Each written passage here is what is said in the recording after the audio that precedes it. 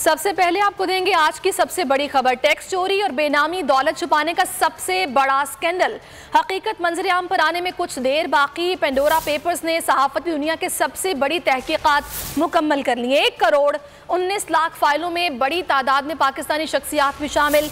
किसने कहां कैसे दौलत छुपाई और सामने आए बगैर कैसे दौलत बनाई, कच्चा चट्ठा सामने आ जाएगा। पानामा पेपर्स के बाद पेंडोरा पेपर्स दुनिया भर में तहलका मचाने को तैयार। दौलत छुपाने वालों की हकीकत हो जाएगी आश्कार। 117 ममालिक के 600 सहाफियों की नामवर शख्सियात की माली उमूर की तहकीकात। पेंडोरा पेपर्स ने 1 करोड़ 19 लाख फाइलें तैयार कर ली। तहकीकात में 2 साल का वक्त लगा। नामवर शख्सियात के माली उमूर पर मुश्तमिल पेंडोरा पेपर्स में पानामा पेपर से ज्यादा पाकिस्तानियों के नाम शामिल। इस नए मालियाती स्कैंडल में साबिक और मौजूदा आलमी रहनुमाओं, नुमाया कारोबारी शख्सियात, फनकारों और आला ओहदेदारों की मालियाती तफसीलात शामिल होंगी। ख्याल रहे कि 2016 में जारी होने वाले पानामा पेपर्स में 444 पाकिस्तानियों के नाम शामिल थे। पेंडोरा पेपर्स के इंकशाफात से पहले सियासी जमातों के दावे सामने आ गए। नून लीग के रहनुमा एहसन इकबाल ने इल्जाम लगाया कि पेंडोरा पेपर्स में वजीर आजम इमरान खान का नाम आया, वो इस्तीफा दें। आलमी स्कैंडल ने ईमानदारों की शराफत से पर्दा उठा दिया। इमरान खान बैरूनी ममालिक से मिलने वाले तहाइफ की तफसीलात छुपाकर जुर्म कर रहे हैं। जवाब में शहबाज गिल बोले, वजीर आजम इमरान खान की कोई ऑफशोर कंपनी नहीं, न ऐसे काम करते हैं और न ऐसे काम करने वालों को छोड़ते हैं। बैरून मुल्क कंपनी रजिस्टर्ड कराने वाले का ताल्लुक इमरान खान से जोड़ने की कोशिशें की जा रही हैं। जमान पार्क में 2 घरों का एक जैसा एड्रेस है। और उनके वजीर जिनके अकाउंट आज पेंडोरा लीक्स के अंदर निकले हैं, इन्होंने पाकिस्तान के अवाम को दोनों हाथों से लूटा है। प्राइम मिनिस्टर इमरान खान की कोई ऑफशोर कंपनी नहीं है, ना वो इनकी तरह के काम करते हैं, ना ऐसे काम करने वाले को छोड़ते हैं। अगर किसी और की है, मेरी है या किसी और की कंपनी है, उसका जवाब मुझे देना पड़ना है। प्राइम मिनिस्टर साहब पे उसका वजन नहीं है। हर एक ने अपनी कब्र में खुद जाना है। इस करप्ट, इस नालायक, इस नाअहल हुकूमत के बरसर इख्तिदार रहने का कोई जवाज नहीं रह गया। मैं मुतालबा करता हूँ कि पेंडोरा लीक्स में इमरान नियाजी के 2 अकाउंट आने के बाद तोशाखाना केस में गैर मुल्की तहाइफ को अवाम के सामने पेश करने से इनकार के बाद इमरान नियाजी का कोई अखलाकी कानूनी जवाज नहीं रह गया कि वो वज़ीर आज़म के ओहदे पर खुद को बरकरार रखें। ये एक पूरे का पूरा माफिया है और अब ये कोशिश कर रहे थे कि प्राइम मिनिस्टर के नाम के साथ अटैच करें कि कोई उन्होंने बाहर कंपनी बनाई हुई है। हम आपकी ऐसी डिसइंफॉर्मेशन और मिस इन्फॉर्मेशन का मुकाबला करने को तैयार हैं और जिन किराए के टटूनों से आप ऐसी बातें करवाते हैं, कोशिश किया करें, साथ में सबूत भी दिया करें। वफाकी वजीर खजाना शौकत तरीन और उनके खानदान के नाम पर 4 ऑफशोर कंपनियां निकल आई हैं। ICIJ की छानबीन मंजरेआम पर आ गई है। शौकत तरीन ने तस्दीक कर दी, वजाहत दी कि कंपनियां बंद हो गई थीं। एक बयान में कहा कि कंपनियां तब खुली जब फवाद मलिक UAE के तारिक बिन लादेन कंपनी के लिए काम करते थे। उन्होंने सिल्क बैंक की सरमायाकारी के लिए बाकायदा इजाजत ली थी। पेंडोरा पेपर्स का आतिशफशा लावा उगलने लगा। खुफिया कंपनियों का राज खुलने लगा। पाकिस्तान को ब्रॉडशीट का रास्ता दिखाने वाले अहम किरदार और वफाकी वजीर खजाना के फ्रंटमैन तारिक फवाद मलिक ने पोल खोल दिया।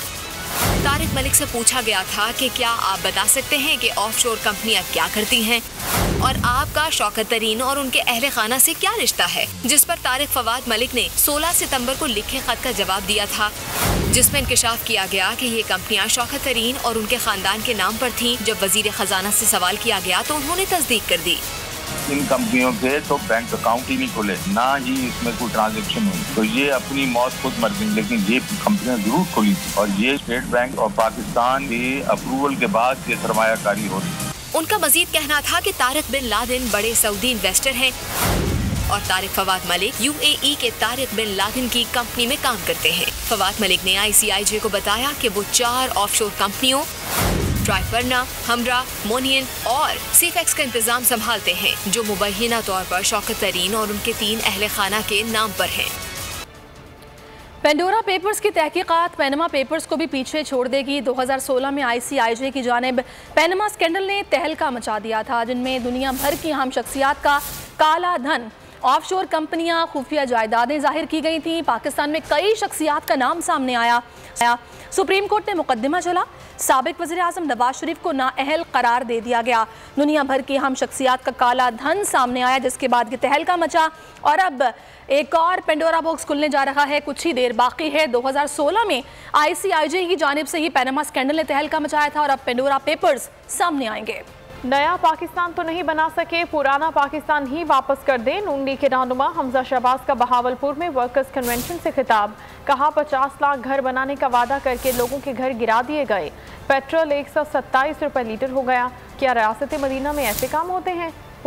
पूरी कौम मुस्लिम लीग नून की राह तक रही है। आने वाला दौर मुस्लिम लीग का है। अवाम को मुश्किलात से निकालेंगे, महरूमियाँ दूर करेंगे। नवाज शरीफ और शहबाज शरीफ के खिलाफ 32 पैसे की करप्शन भी साबित नहीं कर सके। चौथा साल है तुमसे, नया पाकिस्तान तो नहीं बन सका, तो खुदा का वास्ता पुराना पाकिस्तान ही लौटा दो। 50 लाख घर पे मुझे कहने दो। ये बड़ा रियासत मदीना की बात करते हो।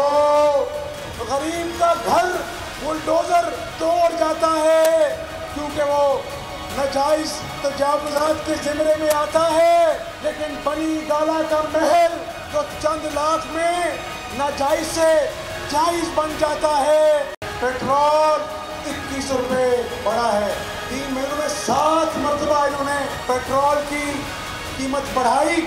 3200 अरब रुपया का डेवलपमेंट फंड हम खर्च करके गए, लेकिन आज अल्लाह के फजल करम से 3 साल के बदतरीन इंतकाम के बाद नवाज शरीफ, शहबाज शरीफ और उसके खानदान के बारे में 32 पैसे की करप्शन साबित नहीं कर सके। वज़ीर मुमलिकत बराए इत्तलात फारूक हबीब कहते हैं कि वज़ीर आज़म इमरान खान लंदन में महलात नहीं बना रहे, अवाम की खिदमत में मसरूफ़ हैं। बोले हुकूमत अवाम को रिलीफ देने के लिए काम कर रही है। सस्ता राशन फराहम करने के लिए यूटिलिटी स्टोर्स पर 24 अरब रुपए की सब्सिडी दी गई। अपने घर बनाने के लिए आम आदमी को कर्जा दिया जा रहा है। 1 करोड़ 20 लाख खानदानों के लिए माहाना कैश सब्सिडी दे रहे हैं। 10 डैम बनाए जा रहे हैं। में बहुत बड़ा इजाफा हुआ है और हुकूमत वज़ीर-ए-आज़म इमरान खान को आम आदमी का एहसास है। वो चाहते हैं कि आम आदमी के ऊपर जो है वो कम से कम बोझ डाला जाए, उसको ज़्यादा से ज़्यादा रिलीफ फराहम किया जाए कि उसके लिए 1 करोड़ 20 लाख खानदानों को हम डायरेक्ट खाने पीने की चीज़ों के ऊपर जो है वो कैश सब्सिडी फराहम करने जा रहे हैं। यूटिलिटी स्टोर्स को किसी हुकूमत ने 1 साल के अंदर 24 अरब रुपया जो है वो सब्सिडी दी। लंदन में महलात नहीं बना रहे इमरान खान साहब, बल्कि वो चाहते हैं कि गरीब आदमी की छत बने। हम कामयाब पाकिस्तान प्रोग्राम लेकर आ रहे हैं, जिसके तहत हम बिला सूद लोगों को अपना कारोबार शुरू करने के लिए 5 लाख रुपए तक जो है वो कर्जा फराहम करेंगे। मौजूदा और साबिक हुक्मरानों, रिटायर्ड जर्नैलों और जजेस सब ने मिलकर करप्शन की और पैसा बैरून मुल्क मुंतकिल किया। नए पेंडोरा बॉक्स में इमरान खान और उनके साथियों का नाम है। जमात इस्लामी करप्ट माफियाज का पीछा करेगी। अमीर जमात इस्लामी सिराजुल हक की मर्दान में मीडिया से गुफ्तगू बोले। PTI ने अवाम पर महंगाई के ड्रोन हमले किए। वज़ीर आज़म के घर के 2 अफराद का 2 लाख में गुजारा नहीं होता तो गरीब का 20,000 में कैसे होगा। 31 अक्टूबर को बेरोजगार अवाम को इस्लामाबाद में जमा करेंगे और 1 करोड़ नौकरियों का मुतालबा करेंगे। शुरू से जमात इस्लामी का मौक़िफ़ है और ताकि इन पार्टियों में जितने भी लोग शामिल हैं, ये वो लोग हैं जिन्होंने इस मुल्क को लूटा है और लूटी हुई दौलत को फिर बाहर के बैंकों में छुपा के रखा है। इस हुकूमत ने वादा किया था ना 1 करोड़ नौकरियां देंगे, लेकिन उन्हें अब उनके लिए लंगर खाने खोले हैं कारखानों की बजाय। उन्होंने वादा किया था कि हम 50 लाख घर देंगे, लेकिन उन्होंने मुसाफिर खाने बनाए हैं घर देने के बजाय। अवाम इसको मुस्तरद करते हैं और यही वजह है कि अब अवाम के साथ इस हुकूमत के खिलाफ एहतजाज के अलावा और कोई चारा ही नहीं। साबिक वजीर दाखिला रहमान मलिक ने कहा है TTP के साथ मुज़ाकरात के हक में है। इमरान खान TTP से मुज़ाकरात के लिए TORs बनाएं। TTP और दीगर दहशतगर्द तंजीमों से बातचीत में पाकिस्तान की सालमियत, खुद मुख्तारी, आइन और कानून पर कोई समझौता नहीं करना चाहिए। पाकिस्तानी तालिबान ने कभी भी मुआहिदों की पासदारी नहीं की। TTP को पाकिस्तान में किए हुए हमलों का हिसाब देना होगा। बेनज़ीर भुट्टो का कातिल इकरामुल्लाह TTP के पास है। इकरामुल्लाह दूसरा खुदकुश हमलावर था जो बच गया। अफगानिस्तान के वजीर दाखिला से गुजारिश है कि बेनज़ीर भुट्टो के कातिल को पाकिस्तान के हवाले किया जाए। अफगानिस्तान के दारुल हुकूमत काबुल की ईदगाह मस्जिद के करीब बम धमाका। अफगान वज़ारत दाखिला के मुताबिक कम अज़ कम 2 अफराद हलाक और मुतादिद जख्मी हो गए। तालिबान ज़राए ने BBC पश्तो सर्विस को बताया है कि धमाके में 8 अफराद हलाक जबकि 20 लोग जख्मी हुए हैं। काबुल की शाहराह नूर अस्पताल में 4 जख्मियों को तशवीशनाक हालत में लाया गया था। अभी तक धमाके की जिम्मेदारी किसी तंजीम ने कबूल नहीं की है। जमीयत उलमा इस्लाम के सरबराह मौलाना फजल रहमान का कहना है कि असेंबली से गैर इस्लामी कवानीन मंजूर करने के लिए दबाव डाला जा रहा है और हम अपने असलाफ के नक्शे कदम पर चलते हुए इस्तेमारी क़ुव्वतों के ज़र खरीद एजेंटों के खिलाफ अपनी जदोजहद जारी रखेंगे।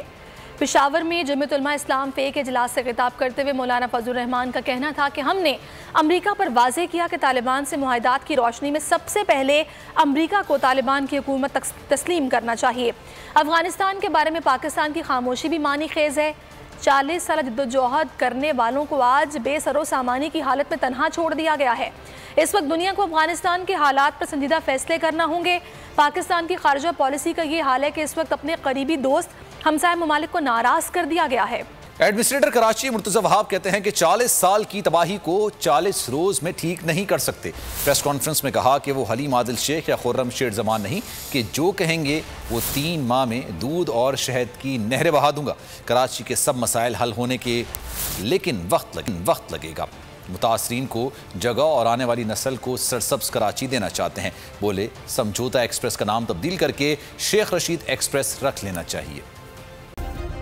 सब्सक्राइब करें और बेल दबाएं ताकि कोई खबर रह न जाए।